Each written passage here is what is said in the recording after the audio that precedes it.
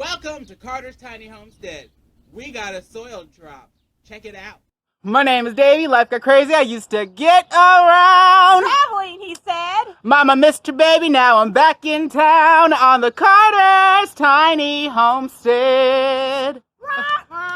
I went on to Facebook Market and I looked up free soil. Sometimes people have potting soil that they're giving away, or they have dug out their land and so they have a bunch of dirt, whether it be clean, like there's no rocks, no sticks, no roots, or it be filthy and it'd be full of like drywall and nails, glass. Typically, depending on what you're using your dirt for or the soil for the garden, you want to get pretty clean soil where it comes from, whether it's foundation, or they dug out a stump, or they possibly had raised beds, or they dug out a pool, which would still be like, it would be full of clay. But if it's topsoil, that's good. Topsoil is good because it's just the top of the soil. Sometimes they dump a lot. We got I think 4 yards of dirt.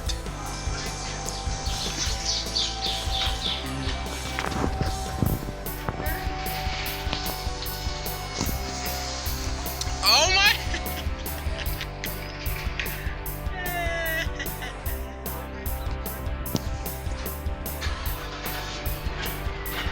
No.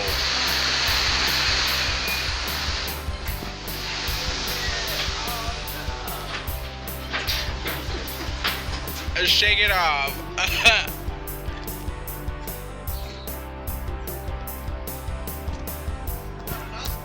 Yeah, that's about enough, yeah. Well, it's not too much, but dang it. We can definitely use it all. All right.